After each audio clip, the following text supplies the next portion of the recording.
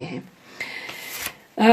Personal hygiene के बाद अगर फीवर और सोर थ्रोट आपको डेवलप हो गया 3 दिन के बाद, move out of the room, drawing room में चले जाएं, बिल्कुल अपने आप को अलहदा करें, पैनाडॉल लेना शुरू कर दें। माइल्ड सोर थ्रोट और फीवर 70% ऑफ द केसेस घर में ठीक हो सकते हैं। ब्रीदिंग डिस्कम्फर्ट में फौरन स्टीम लें, दिन में 3 दफ़ा पैनाडॉल इस्तेमाल करें।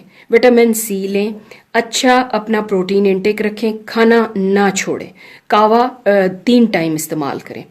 ट्राई करें आपको हॉस्पिटल ना जाना पड़े, आप अपने घर के साफ सुथरे एनवायरनमेंट में ही ठीक हो जाएं।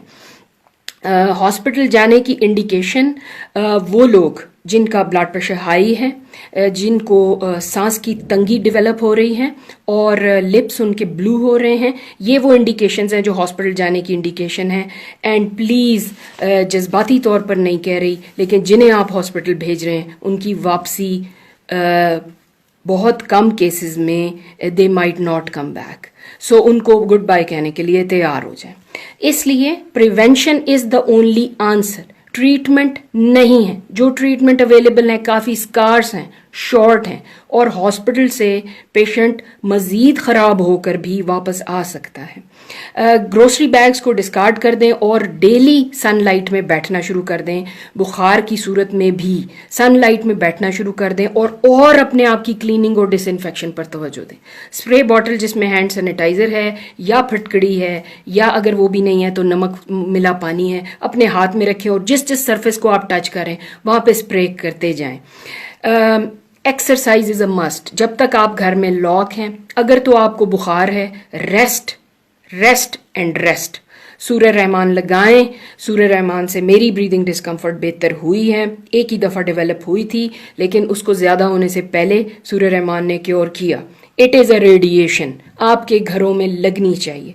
रुकिया रसूल पाक का बताया हुआ तरीका है, प्लीज़ इसको फॉलो करें।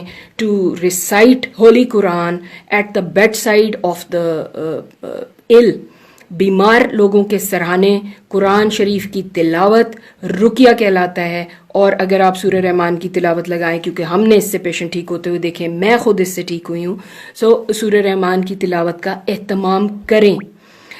कोशिश करें कि आपके एल्डरली हॉस्पिटल में एंड अप ना हो।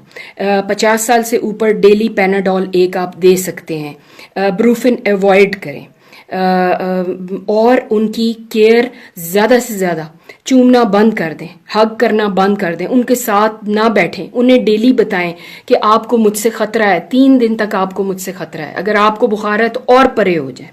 उनके अपने प्यारों को प्रोटेक्ट करें, अपने प्यारों को अपने आप से बचाएं, अपने लाए हुए इन्फेक्शन से बचाएं जो री इन्फेक्ट कर सकते। उनको तरीका सिखाएं अपना कमरा साफ करने का। अगर मासी आपके घर में है, do not let her go out then, फिर उसे अपने घर का फैमिली मेंबर बना कर रखें, अपने घर में रखें।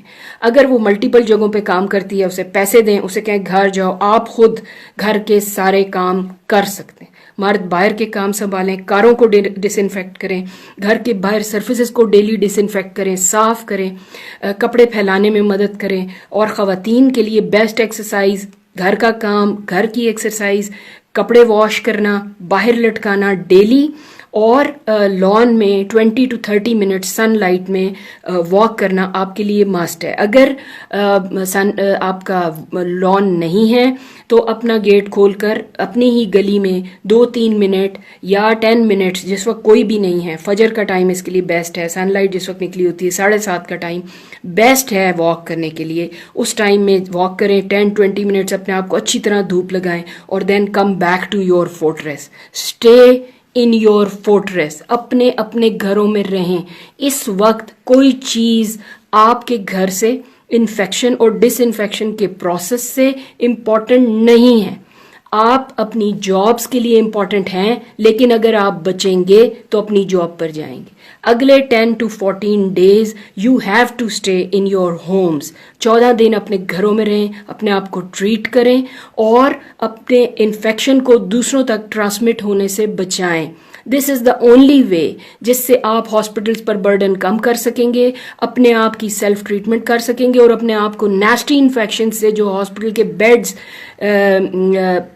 ड्रेसिंग रूम्स उनके हाथों में ग्लव्स में मौजूद हैं, उनसे आप अपने आप को बचा सकेंगे। हॉस्पिटल को उस वक्त तक अवॉइड करें जब तक आपकी ब्रीदिंग डिफ़िकल्टी नहीं है और आपको ऑक्सीजन की ज़रूरत नहीं है। ऑक्सीजन के लिए आपने हॉस्पिटल जाना है, इमरजेंसीज के लिए हॉस्पिटल जाना है, चेस्ट पेन्स के लिए इनिशियल ट्रीटमेंट दे दें, नहीं सेटल होता फिर आप हॉस्पिटल जा सकते हैं। Last and but not the least, prepare to say goodbye to many you know. उनके जनाजों में जाना आपको अवॉइड करना पड़ेगा। You may not be able to see the body if it comes from the hospital. So prepare to say goodbye to many. ये मुश्किल है लेकिन ये आपको करना पड़ेगा। किसी जज्बातियत में प्लीज़ ना आएं। आप काम नहीं कर रहे, आप डॉक्टर हैं, सबसे पहले आपकी सेल्फ प्रिजर्वेशन इंपॉर्टेंट है। आप अगर इन्फेक्टेड हैं तो आप जाके अपने मरीजों को और ज़्यादा ख़तरे में मुब्तला कर सकते हैं। अगर आपको आइसोलेट किया गया है, आप आइसोलेट हो जाएं, और जब आप बेहतर हो जाते हैं, अपनी ड्यूटी पे जाने के काबिल हैं, नॉन इन्फेक्टिव हैं, प्लीज़ इस तरीके को फॉलो करें कि वापस ड्यूटी से आके अपने घरों को इन्फेक्ट मत करें। प्रॉपर प्रोटेक्शन के बगैर ड्यूटी करना खुदकुशी के मुतरादिफ है। अपने आप को लिफाफा चढ़ा लें, उसमें सुराख कर लें, ऐनक लगा लें, कैप्स पहन लें, गाउन्स पहन लें, शू कवर्स पहन लें, हर तरीके से अपने आप को प्रोटेक्ट करें। अपने स्क्रब और हॉस्पिटल की चीज़ों को हॉस्पिटल में ही छोड़कर डिस्कार्ड करके आएँ। घर इन्फेक्शन वापस मत लाएं और वापस आते ही नहा कर अपने प्यारों से फिर 6 फुट के डिस्टेंस पे चले जाएं अगर आप हॉस्पिटल्स में ड्यूटी कर रहे हैं। Otherwise stay in the hospital but proper gear इस्तेमाल करें। बहुत बहुत शुक्रिया। कोई और सवाल हो तो आप इस चैट के नीचे अपने कमेंट्स छोड़ सकते हैं। कोई आप इंफॉर्मेशन लेना चाहें तो प्लीज़ मेरा नंबर नोट करें। इट इज़ 03145847 जितनी इन्फॉर्मेशन मुझे है मैं दे सकती हूँ वो मैं दूंगी। मेरे आइसोलेशन के 6 दिन अभी बाकी हैं।